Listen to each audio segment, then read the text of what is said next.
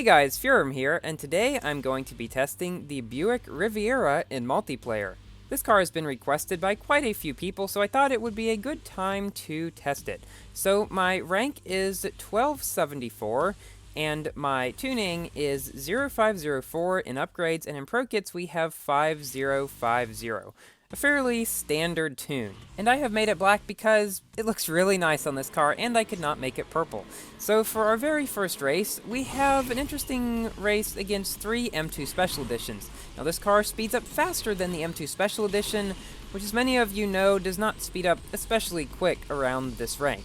So the Riviera can reach 250 miles per hour at this rank, which is like 20 miles per hour slower than the BMW M2 Special Edition, but oftentimes in multiplayer you can beat cars that are a lot faster than you simply by driving better than they do, and dealing a few knockdowns. So if this car had been released 2 updates ago, or before that, when the M2 Special Edition and R8 e-tron Special Edition were not in the game, it would have been one of the multiplayer kings around this rank, being faster than the M2 and having approximately the same speed as the Shelby Cobra, plus accelerating quite fast and having good nitro efficiency. Unfortunately, its drifting radius is rather wide, but it's manageable as you can see around those corners, and this car has decent handling as well. So overall, it is a pretty nice car to drive. And it is not any new king of C-Class or anything. It cannot even reach 260 miles per hour when max pro'd, whereas the Sparta can reach like 265 or something like that. As you can see here, this M2 Special Edition that I knocked down quite a while ago is now beginning to catch up fairly close to me. Thankfully though, this is only a 1-lap race, which is, by the way, what I voted in all of these races to give me the best chance, because I thought I could maybe knock down some people, and we have finished ahead of him, as well as ahead of 2 other M2 Special Editions, 2 1262s and 1 1293. So yeah, let this race be a beacon of hope to some of you who do not have Special Edition cars. They can be beat on occasion, however, it is usually only the M2 Special Editions that can be beat. The SLK Special Editions and Audi R8 e-tron Special Editions are nearly impossible to beat at this rank by any other car, and those two just battle it out. So in this race, the car ahead of us is the R8 e-tron Special Edition, going at least 30 miles per hour faster than us, probably closer to 40. Yeah, they're fast. And while this car is so much faster than everything else in the race, that car is so much faster than all of us. And what we'll see throughout this race is that R8 e-tron Special Edition just gets further and further and further ahead. Although honestly, he was not getting ahead quite as fast as I was expecting. As you can see, he's not like a rocket taking off. He's just slowly getting ahead, which is obviously enough for him to win, but still not quite what I expected to happen. So here I decided to do the beach tricks just in case, I don't know, he wrecked or something and maybe I could pass him. But the R8 e-tron Special Edition drivers are usually pretty skilled, and that does not happen very often. So unless you're driving an SLK or another R8 e-tron Special Edition, don't really expect to beat them. Now, however, the M2 Special Edition can beat them on occasion, and I've recorded quite a few nice races in my 1396 M2 SE, so be on the lookout for that video coming sometime soon. Speaking of M2 Special Editions, we have 2 in this race, along with a Range Rover and an R8 e-tron SE, and a Miura. So this race ended up being quite close, but also quite frustrating. I'm sure you will see what I mean closer to the end. So this car catching up directly behind me right now was an M2 Special Edition, but he wrecked, and then the R8 e-tron Special Edition ahead of me wrecked. So now I'm ahead of the R8 e-tron Special Edition, as well as the 2 M2 SEs. I was thinking, okay, well, the R8 SE is definitely going to pass me at some point, because he's just way too much faster. But maybe I can pull out a win against the M2 SEs, which are not catching up all that quickly. And it did look like I was going to be able to do that. I went this way, the shortcut, and the M2 SEs didn't. But then this happened. I tried to do a speed trick and almost quit the race. I was so close to quitting the race, but let me tell you guys, never quit the race in free race. You will lose points. Just finish the race, and nothing will happen to your rating. Even with that wreck, I still managed to beat an M2 SE, even though we lost to another M2 SE and an R8 SE. Now, what I was saying about free racing and not losing points if you finish, Well, I had an instance the other day in which I was free racing in some car. I don't remember which I was testing, but I was coming in second, and then I had a problem in the ice cave on Patagonia. And so I came in fourth rather than second.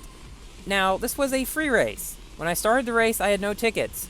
However, a ticket appeared in the middle of a race, and I didn't check, unfortunately, when it was going to appear, and I lost 18 points in a free race because a ticket came in the middle of a race. Like, that shouldn't happen. If you start the race free racing, you shouldn't end ticket racing. That just makes no sense with everything else in Asphalt 8. Everything else in Asphalt 8 is, if you start the race with something, you finish it with that. If you start the race with any booster, you finish it with that booster, even if you have 1 second left on the booster when you start it.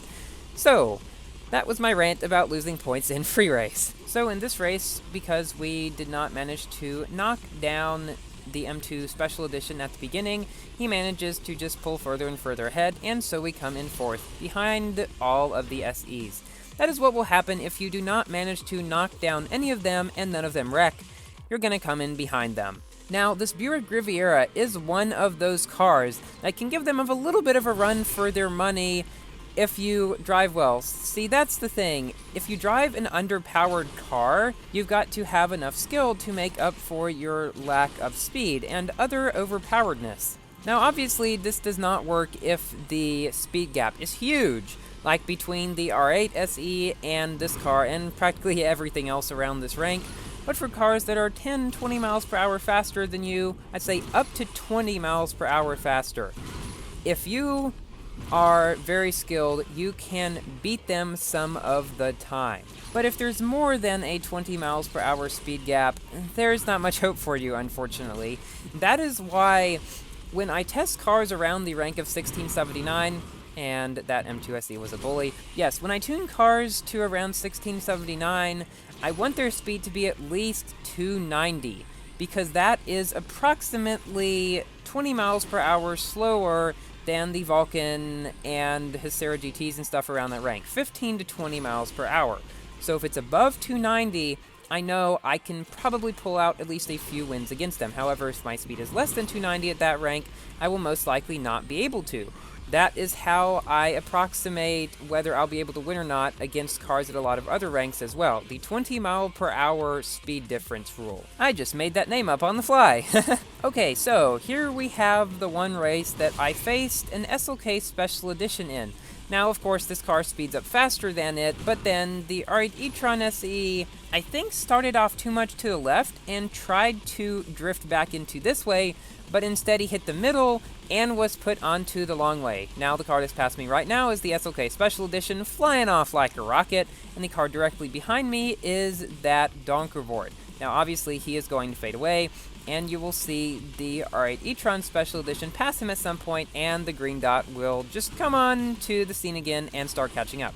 There he is. He has now passed the Donkervoort, and the Donkervoort has left the game. If you are ticket racing and you are coming in last, pretty much always leave, especially if you're in Pro or Champion League, and of course Elite League. So even though the Audi wrecked at the beginning and went a very long way, his superior speed of, as I said before, like 30 to 40 miles per hour just allows him to catch up to me and pass me about a minute into the race. And he also passes me like a rocket, and the two cars just get further and further ahead throughout the race. So I'd like to say a little bit about the Apollo Intensa Emozione, the new king of the game. So at Max Pro, it can reach 2 miles per hour faster than a Vulcan, but at lower ranks, when multiplayer tuned, it can actually go 4 miles per hour or so faster than a Vulcan. However, a lot of people have been making tunes for it that do not involve upgrading acceleration. I believe this is a mistake. If you do not upgrade acceleration on the Apollo Intensa Emozione, and, you know, most of the Vulcans around that rank have max acceleration, like with my tune, they will knock you down at the beginning, and your slight speed difference will not be enough to catch up. So this is why I greatly advise any of you going for the Apollo Intensa Emozione, which I hope most of you do. Upgrade acceleration at least a little bit. you will be able to avoid a lot of knockdowns and therefore pull out a lot of more wins, even if your speed is slightly lower, which I know it will be. The problem with the Intensa I've found is that its upgrade rank percentage on Nitro is 20%, which does lead to lower Nitro and top speed ones. But when you want to upgrade acceleration, it gives like 4 times the rank that upgrading the Vulcan's acceleration is, which means you're losing more potential speed by upgrading acceleration on the Intensa than you would be upgrading acceleration on the Vulcan. That's just a little thing to keep in mind. I've got a tune ready that I believe is ranked 1679, and I will share that with some of you later when I can confirm that it is indeed that rank and a good tune. So thank you all for watching this video. Please like it if you enjoyed, and consider subscribing for more Asphalt 8 content and Asphalt 9 content whenever that game releases for Windows. So I will see you all in my next video. Goodbye!